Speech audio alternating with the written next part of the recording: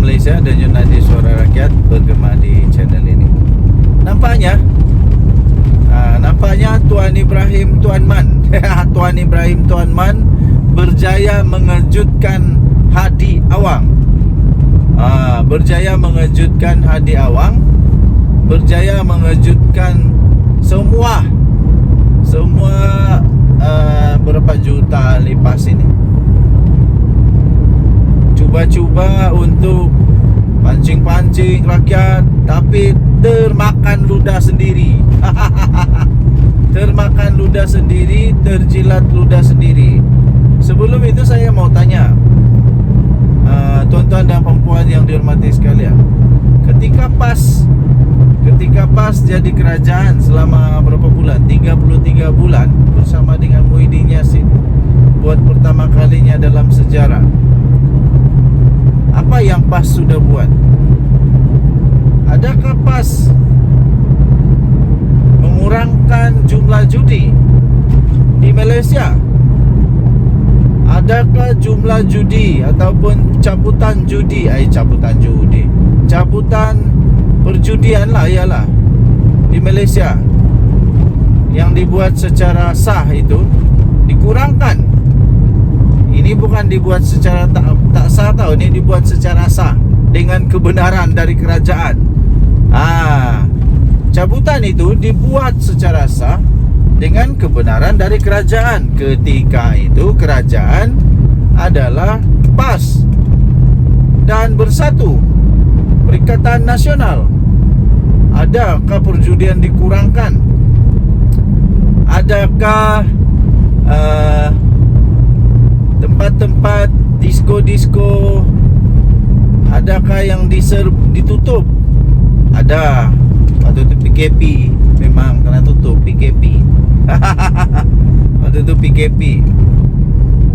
Adakah PAS waktu itu telah bertungkus lumus, bermati-matian, berhempas pulas berjuang untuk semua janji-janji yang dia nak berjuang untuk Islam itu? Contohnya RUU 355. Adakah? Setahu saya sekarang ini yang menyelesaikan semua itu adalah Datuk Seri Anwar Ibrahim. Waktu PAS dalam kerajaan, tak apa jadi, semuanya jadi tidur. Kenapa saya kata ini? Kerana tiba-tiba Tuan Ibrahim Tuan Man kejutkan. Tiba-tiba dia mengejutkan Hadi Awang dengan membuat kenyataan kalau Islam menang. Bukan Islam ni, Islam memang sentiasa menang di Malaysia. Jangan risau. Malaysia negara Islam, jadi kita mesti selalu menghormati Islam. Jadi tidaklah perlu untuk dirisaukan kalau Islam di Malaysia ini seperti yang diwar-warkan oleh ahli-ahli politik yang selalu menunggang agama lah. Kata Islam dalam bahaya, tak ada. Islam dijaga dengan baik di negara Malaysia. Pada perlembagaan pun kita tahu benda tu ada. Jadi tak payah nak risau. Jadi dia kata kalau PAS menang, dosa boleh diampuni, dosa lampau diampuni. Hoi yo, ini hebat nih. Dosa siapa yang diampuni tu? Dosa rakyat kah, atau dosa pemimpin saja, atau dosa ahli politik saja yang selalu fitnah? Macam mana dengan dosa-dosa ahli politik yang memfitnah itu? Saya pun tanya-tanya jugalah dengan perkara itu. Bagaimana dengan mereka yang sudah kalah di mahkamah, kena juga saman di mahkamah kerana fitnah? Macam mana dengan dosa derang? Adakah ini termasuk dalam dosa yang diampuni oleh yang disebut oleh Tuan Guru Tuan Ibrahim ni? Saya bukan ahli agama, jadi saya tidak tahu. Bagi anda yang champion, yang tahu, mungkin boleh kongsikan supaya kita boleh belajar. Jadi dia kata yang paling seronok, dia kata Tapi walau bagaimanapun laporan itu telah, yang dia kata itu sudah dipadam oleh Haraka Delhi. Dipadam oleh Haraka Delhi, mungkin sudah sedar. Jadi beliau kata dalam apa itu? Dalam kata-katanya itu dia kata apa? Dia boleh apa itu mengasih apa? Perjudian. Dia kata dengan kemenangan Islam atau PAS ini, kita boleh betulkan dasar yang tak betul. Kemungkaran yang dibenarkan zaman dulu. Contohnya perjudian, dia kata. Itulah berbalik semulalah kepada pertanyaan saya tadi itulah.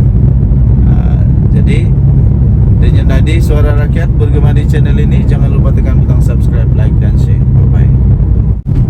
Salam sejahtera Malaysia. Denyut Nadi Suara Rakyat bergema di channel ini.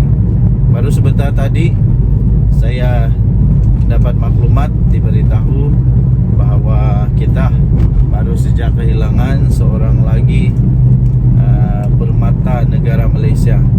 Ini pasti menyedihkan rakyat Malaysia dan pasti mengejutkan ramai orang.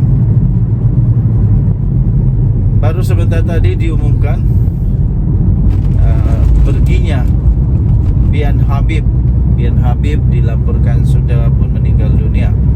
Pian Habib atau nama sebenar beliau Muhammad Supian Abdul Rahman dilaporkan meninggal dunia di kediamannya di Hulu Kelang pada jam 9.30 malam kemarin.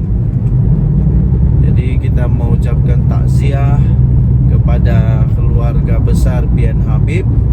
Kita mau menyokong mereka dalam emosi, dalam doa supaya semuanya dipermudahkan. Harap-harap semuanya berjalan dengan lancar. Harap-harap keluarga dapat bertabah. Harap-harap segala urusan dapat diselesaikan dengan baik. Jadi siapa Allahyarham ini? Beliau ialah seorang penyair dan seorang pelakon. Pian Habib atau nama sebenar beliau adalah Muhammad Supian Abdul Rahman yang berusia 66 tahun. Disahkan, dilaporkan sudah meninggal dunia di kediamannya di Hulu Kelang.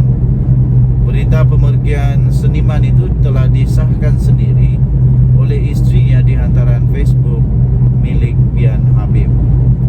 Jadi telah disahkan beliau telah meninggal dunia pada semalam jam 9:30 malam. Jadi dalam hantaran itu beliau kata, suami saya Pian Habib yang anda kenal sudah tiada. Kembali pada penciptanya, maafkan kesalahannya, doakan yang baik-baik untuknya, katanya dalam hantaran itu. Denyut Nadi Suara Rakyat bergema di channel ini. Jangan lupa tekan butang subscribe, like dan share. Kita ucapkan takziah sekali lagi kepada seluruh keluarga mendiang Allahyarham dan juga kepada seluruh industri